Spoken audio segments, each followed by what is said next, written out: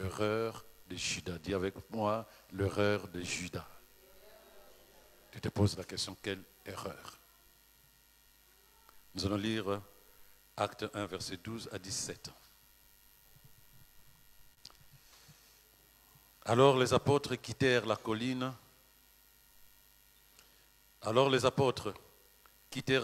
Appelée Mont des Oliviers, située à environ 1 kilomètre de Jérusalem. Et ils rentrèrent en ville.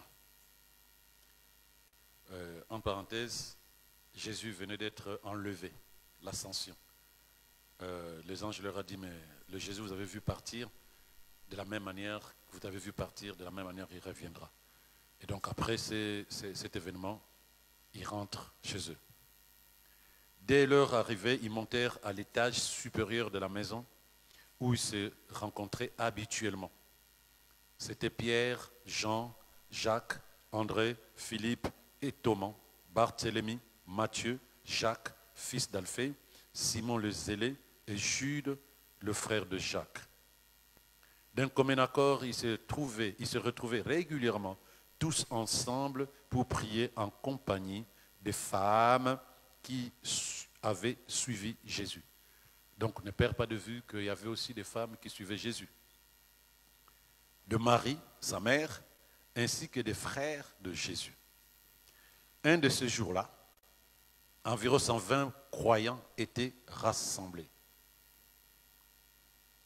Pierre se leva au milieu d'eux et dit, « Mes frères, il a fallu que les prophéties de l'Écriture s'accomplissent, en particulier celles que le Saint-Esprit a inspirées à David au sujet de Judas,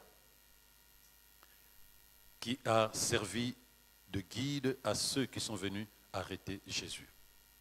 Il a fait partie de notre groupe et il a été appelé à participer au même ministère que nous. » Judas. Aujourd'hui, le mot Judas est devenu synonyme de traître. Même dans nos portes, le petit trou là pour regarder qui a sonné, ça s'appelle le Judas. Beaucoup de gens ne savent pas ça. Regarde dans le Judas, qu'est-ce qui est derrière? Judas, mais entre-temps, Judas signifie gloire à Dieu. Et oui, Judas, le mot Judas signifie gloire à Dieu. C'est un nom important pour le peuple juif. Mais pour nous aujourd'hui, à cause de ça, ce qui s'est passé il y a 2000 ans, le nom Judas est devenu un nom signifiant traîtrise. Et pourtant, cette personne a été appelée au ministère. Pierre dit, il a été appelé à participer au même ministère que nous. Lorsque tu regardes la vie de cette personne, comment Jésus a choisi ses disciples pour commencer, jusqu'aux apôtres. Il y a ceux qui disaient viens avec moi, comme Pierre, il est en train de pécher, il dit viens avec moi. D'autres, il les a choisis dans la masse de toutes les personnes qui venaient régulièrement l'écouter. C'est le cas d'un garçon comme Judas, de monsieur.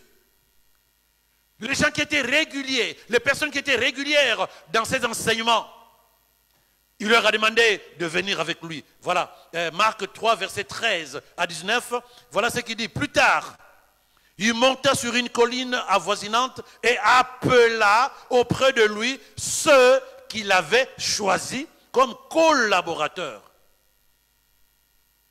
Ils se rangèrent à ses côtés. Et pour aller comme ses envoyés prêcher l'évangile avec le pouvoir de chasser le démon. Voici les noms des 12 qu'il choisit comme apôtres. Simon, qu'il appela Pierre, Jacques, fils de Zébédée, Jean, son frère, qu'il surnomma tous deux Boanerges, ce qui veut dire fils du tonnerre, André, Philippe, Barthélemy, Matthieu, Thomas, Jacques, fils d'Alphée, Thaddée, Simon le Zélé, et Judas de Kériote, qui les trahira. Il a été choisi comme apôtre. Judas était apôtre. C'est-à-dire que ceux, comme il dit, ceux qu'il avait choisis, qui devaient se ranger à ses côtés. Des personnes qui doivent vivre à ses côtés, qui doivent faire des choses, qui doivent le regarder. Il les envoya. Il dit, je vais vous préparer pour que vous allez faire quoi? Annoncer la bonne nouvelle du royaume, mais surtout avec le pouvoir de chasser les démons. Judas a chassé les démons. Judas, choisi par Dieu. Judas, il a suivi les enseignements de Jésus. Judas était là régulièrement. Judas a fait le choix d'écouter Jésus prêcher. Judas a été choisi par Jésus en disant, viens, tu seras avec moi. Et il lui donne aussi le pouvoir d'aller chasser les démons. Donc quand les disciples sont partis pour chasser les démons, ils sont revenus en disant, Seigneur, nous avons vu les démons nous obéir. Jésus dit, c'est bien, mais soyez plutôt heureux que votre nom soit écrit dans le livre de vie. Aujourd'hui, ce qui intéresse les gens, c'est ce que nous voyons et non pas ce que nous sommes ou nous serons. Donc lorsque les disciples sont venus en disant, nous avons vu le démon, nous avons même vu Satan tomber. Judas était parmi ces gens-là, qui a vu le démon lui obéir. Comme beaucoup de personnes aujourd'hui dans les églises, les démons sont soumis parce qu'ils sont sous nos pieds. Mais beaucoup, n'auront pas autre chose que la destinée de Judas. Pas parce que il y a quelqu'un qui a dit, toi tu seras comme ça jusqu'à la fin de ta vie. Non. Nous avons ce choix de vivre une vie qui glorifie Jésus ou non. Il a accompagné Jésus dans son ministère. Il a vu Jésus faire de miracles. Il a vu Jésus prêcher. Mieux que ça, on lui a donné quoi? La responsabilité de l'église naissante. Le poste de trésorier. Pourquoi? Pourquoi il était trésorier? Lisons un peu. Jean 12, versets 1 à 8. Et ça, c'est 6 jours avant la Pâque. Lisons. 6 jours avant la Pâque, Jésus s'est rendu à Béthanie où habitait Lazare, qu'il avait ressuscité. Le frère Lazare vient de ressusciter, ben, la vie continue. Jésus dit, ok, je vais voir un peu mon ami. On prépara là un festin en son honneur. Marthe s'occupait du service et Lazare avait pris place à table avec Jésus. N'oubliez pas, Marthe, notre chère Marthe, elle aime servir. Marie prit alors une demi-litre de nard pur, un parfum très cher. Elle le répandit sur les pieds de Jésus et les essuya avec ses cheveux. Marthe toujours dans ses services.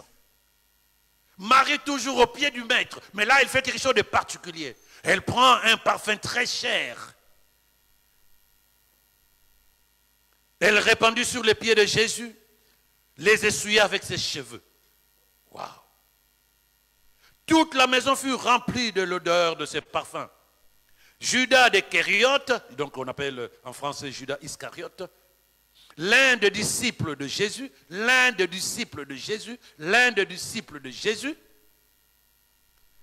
celui qui allait le trahir, dit, pourquoi n'a-t-on pas vendu ces parfums? On en aurait tiré au moins 300 pièces d'argent qu'on aurait pu donner aux pauvres. S'il parlait ainsi, ce n'était pas parce qu'il se souciait des pauvres, non. Mais il était voleur.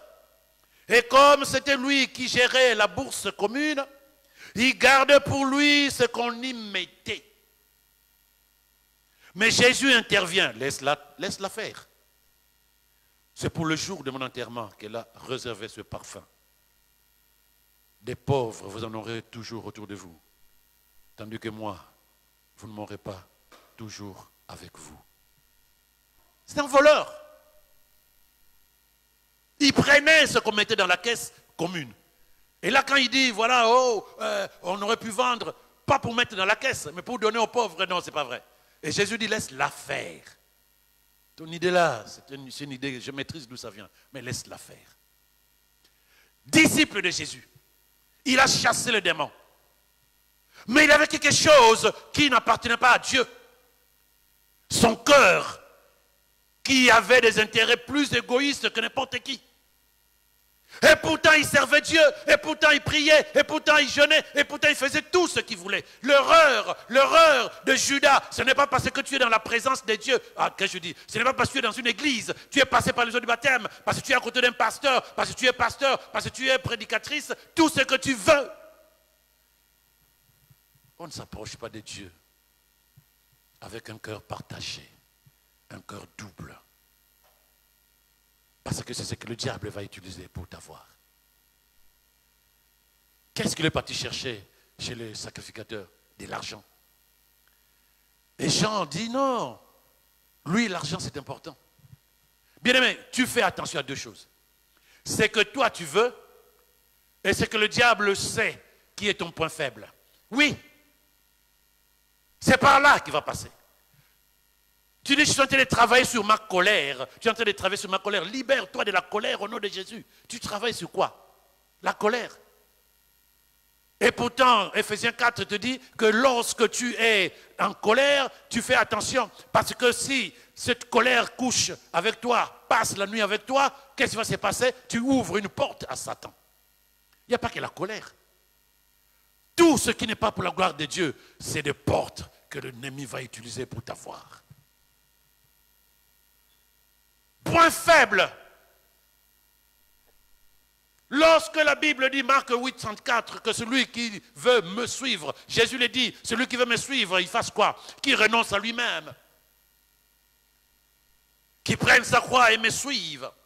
Comment peux-tu suivre Christ? Comment peux-tu devenir enfant de Dieu en gardant par devers toi un comportement, une attitude qui va te disqualifier si tu ne fais pas attention? Pourquoi sens-tu de temps en temps cette envie de pouvoir laisser tomber Dieu?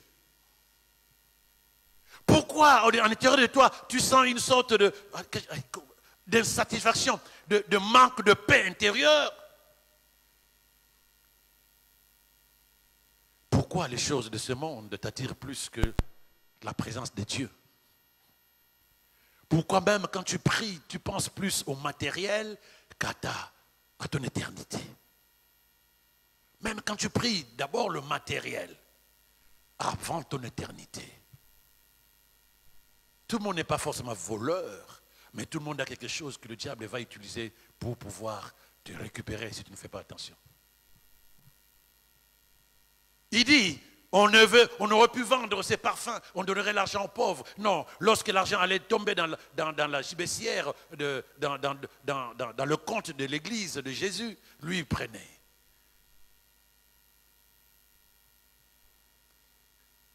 Quel est l'élément que tu estimes être normal dans ton caractère, mais qui est une porte potentielle que l'ennemi peut utiliser? Tu ne peux pas te battre matin, midi, soir avec un caractère. Tu ne peux pas continuer à te battre avec un caractère, une personnalité, une éducation, sachant que ça ne glorifie pas le Seigneur. Tu ne peux pas continuer à te dire ça ira demain. Non, c'est aujourd'hui, parce qu'avant demain, l'ennemi peut te récupérer. Et pourquoi tu penses que tu as tout le temps, tu as le droit de vivre 150 ans? Pour que tu te dises, je vais régler ça demain. Ce qui souffre dans mon caractère, dans ma façon de penser, je vais régler ça demain. Qui t'a dit que tu seras là demain?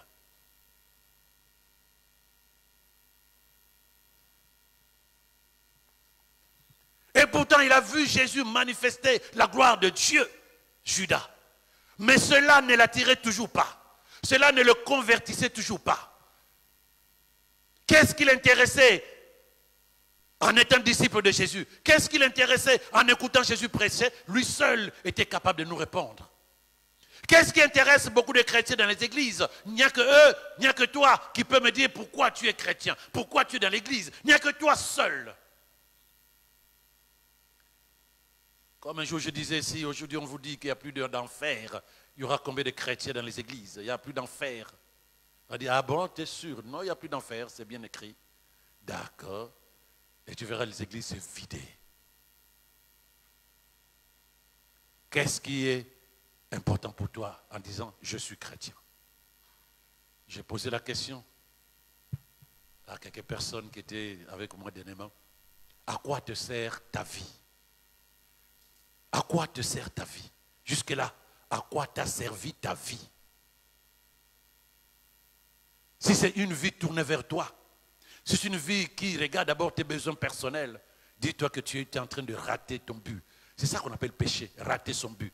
Le but pour lequel Dieu t'a créé. À quoi te sert ta vie? Parce que tu es chrétien. Tu fais quoi dans les églises? Tu fais quoi? Que fais-tu à l'église en disant je suis chrétien?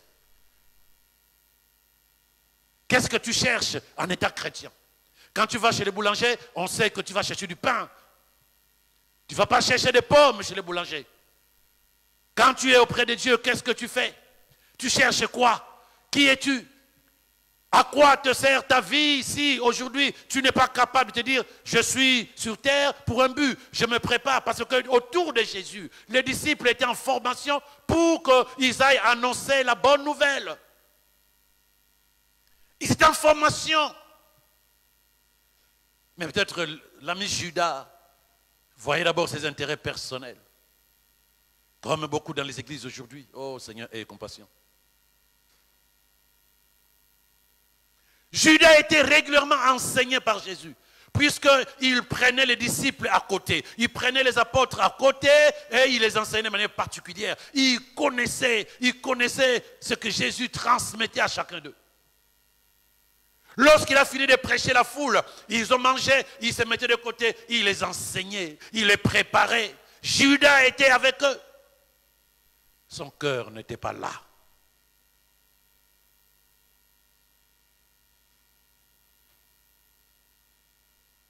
Il a goûté à la puissance du Saint-Esprit avant même que nous ayons le Saint-Esprit, puisque lui, Judas, il a été envoyé 2 par 2, la Bible dit 2 par 2, pour aller prêcher et annoncer la bonne nouvelle, et avec le pouvoir de faire quoi?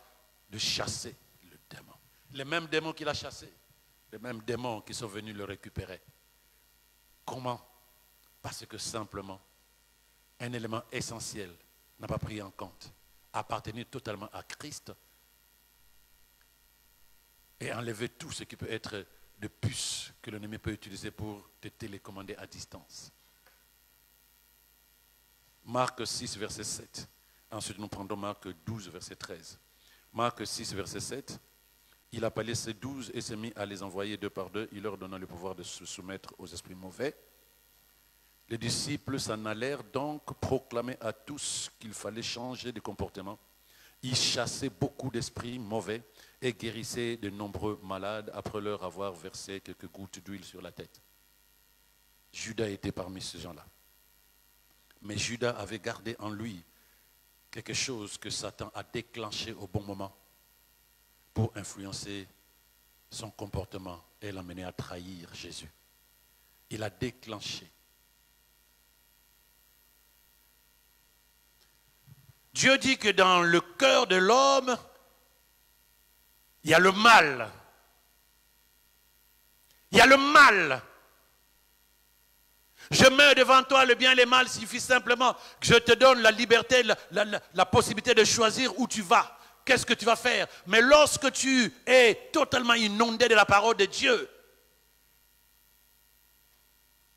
tu vas résister aux influences de Satan. Et c'est à ce moment-là que tu es vainqueur. Mais si tu n'as pas fait le deuil de ta vie passée, en te libérant de tout ce que l'ennemi pouvait utiliser pour t'attirer vers lui, si tu continues à caresser ta manière de voir les choses anciennes, ton comportement, ton attitude, tes pensées, ta culture, si tu continues à les caresser en disant c'est ma vie, c'est comme ça, je suis comme ça, dis-toi que tôt ou tard, si ce n'est pas déjà le cas, l'ennemi va utiliser ces choses-là pour te ramener vers lui. Et Jacques 4, verset 7, te demande de t'approcher de Dieu. Mais tu ne t'approches pas de lui avec tes bagages, non. Bartimée a laissé sa veste. Celui qui veut me suivre commence à n'en plus penser à lui-même. qui renonce à lui-même, qui prenne sa croix et me suive. Quand tu prends ta croix, c'est pour aller crucifier la chair et ses désirs anciens et t'amener à vivre enfin la vie de Dieu. Est-ce que nous sommes ensemble? Tu n'as pas besoin de te dire, tiens, dehors, le gazon de chez le voisin est meilleur que chez moi, en disant la vie des païens est meilleure. Ils ne prient pas, mais ils ont ça, ils ont ça. Mais c'est ça que le diable va utiliser. C'est ça que le diable, ton regard vis-à-vis des choses de ce monde, c'est ce que le diable va utiliser pour te déconnecter. Fais attention. Alors que tu le possèdes en Christ.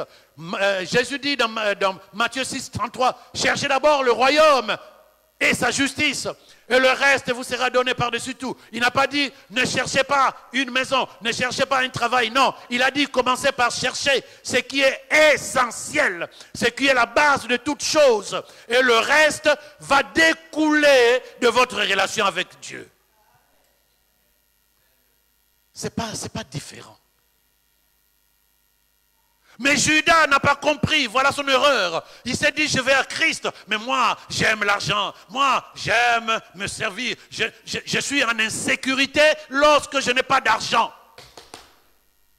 Je suis en insécurité, je commence à m'inquiéter lorsque dans mon compte, ça commence à être jaune, rouge. J'ai peur du temps qui passe, parce qu'il y a des choses que je veux faire, que je ne sais pas faire. Non, non, non, non, bien-aimé, sois en paix, que tu ailles, que tu n'ailles pas. Sois en paix, parce qu'en réalité, tu possèdes en Jésus. Dis Amen. Gloire à Jésus, frère. Les gens se sentent dans une insécurité, mais c'est ce que le diable va utiliser.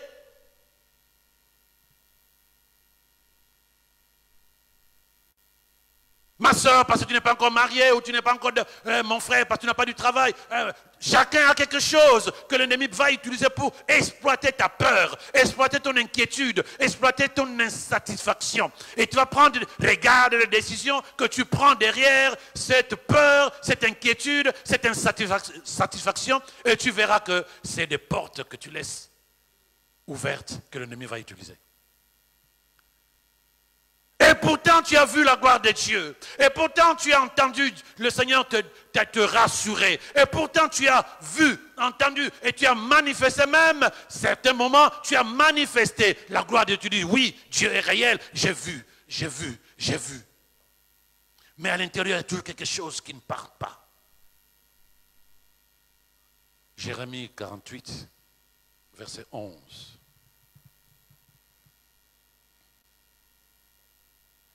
Moab était tranquille depuis sa jeunesse. Il reposait sur sa lie. Il n'était pas vidé d'un vase dans un autre. Et il n'est pas allé en captivité. Aussi son goût lui est resté et son odeur ne s'est pas changée. Moab, symbole de n'importe quelle personne qui est en Christ, mais qui n'a pas donné véritablement sa vie en Christ. La Bible dit, depuis sa jeunesse, il est resté tranquille. Les choses n'ont pas changé. Il n'a pas été secoué par les événements, les épreuves de la vie pour enlever la colère, enlever l'orgueil, l'arrogance, le mensonge, la peur. Et il n'a rien fait. Qu'est-ce qui s'est passé? Aussi, son goût lui est resté et son odeur ne s'est pas changée. C'est-à-dire que lorsque tu ne passes pas par la croix, symbole de la captivité, de ce moment de secouer, les épreuves, si tu ne te donnes pas véritablement à Dieu en te disant j'abandonne, comme l'Esprit nous a menés aujourd'hui, en disant c'est toi et toi seul, tu vas te promener dans les églises, mais avec l'odeur d'antan, le caractère ancien, la manière de penser ancienne. Mais qu'est-ce que tu peux attendre de Dieu? Et l'ennemi qui est celui qui était le maître de ta vie, il sait où te trouver, puisque tu sens toujours son odeur. Oh Seigneur. Il sait comment te récupérer. Puisque tu te promènes avec quelque chose qui lui appartient. Où que tu sois, ça va biper. Ça va biper en disant, il est où? Il est à l'église, ok. Attendez. Mais maître, ça c'est un des démons qui parle, maître, mais il est à l'église, il risque d'être converti. Oui, vas-y, allez, appuie. Distraction. Parce qu'il y a toujours quelque chose. Là où tu donnes ta dîme en tant que citoyen du royaume. Sur terre, nous payons les impôts. Dans le royaume qui a un gouvernement réel, même invisible, nous donnons la dîme. Mais tu vas entendre à l'intérieur de toi, parce que l'argent c'est important pour toi. Ouais, mais si je donne tout ça, comment je vais faire? J'ai des besoins, je ceci, je cela. Oh, bien-aimé, tu ne te poses pas la question qui est en train de t'enseigner. Tu ne te poses même pas la question comment tu peux avoir des pensées aussi difficilement bénissantes pour Dieu et pour toi, dès le moment où tu penses à l'inverse de la parole. Trahir Jésus, c'est de plusieurs manières.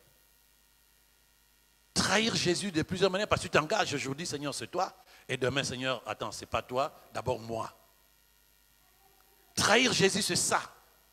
Quand tu prends une décision hors de ce que tu devais être ou faire en tant qu'enfant de Dieu, tu trahis Jésus. Seigneur, je te suivrai jusqu'à ce que, même si je dois mourir, je mourrai avec toi. Ça, c'est le frère Pierre. Lui aussi, il a trahi. Il a trahi.